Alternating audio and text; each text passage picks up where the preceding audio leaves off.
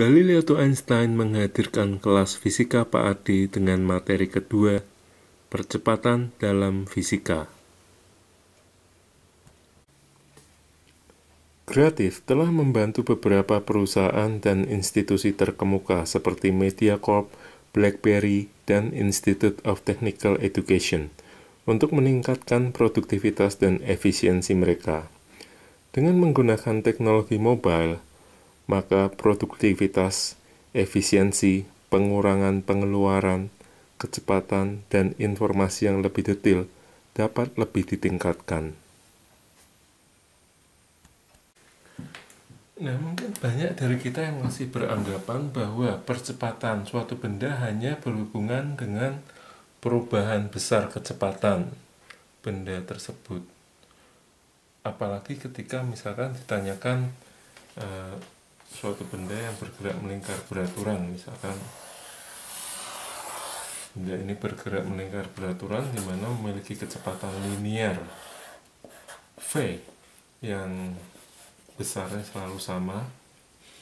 Nah, ketika ditanyakan bagaimanakah benda ini apakah memiliki percepatan, mungkin banyak dari kita yang masih berpikir bahwa percepatan pada benda ini 0. Mengapa? Karena besar kecepatan v, benda tetap.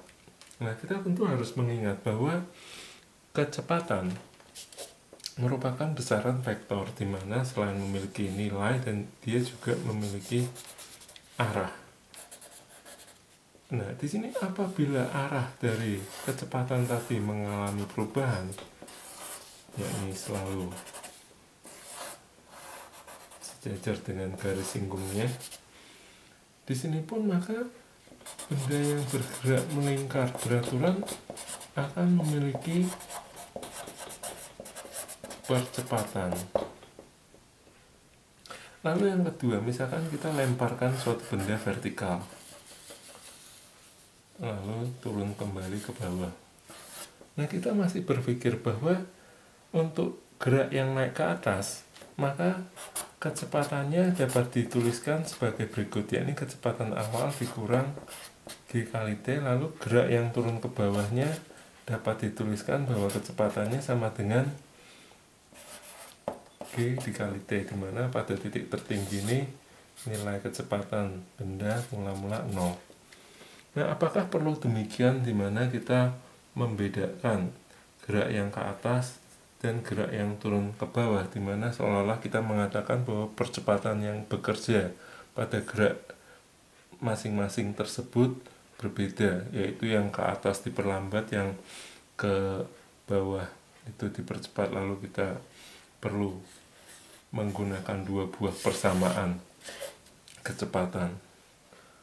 Dan lebih jauh lagi, ada yang mempelajari gerak parabola, di mana untuk setengah gerak yang pertama ini juga sama, yakni menggunakan minus setengah gt kuadrat, lalu yang gerak selanjutnya menggunakan plus setengah gt kuadrat. Nah, kita akan pahami hal tersebut lebih jelas lagi ketika kita mengerti mengenai arti atau makna sesungguhnya dari percepatan benda yang bergerak. Bagi rekan-rekan yang tertarik untuk memberi support atau sponsor kepada Galileo Einstein, silakan hubungi kami lewat email g2ephysics@gmail.com. Terima kasih.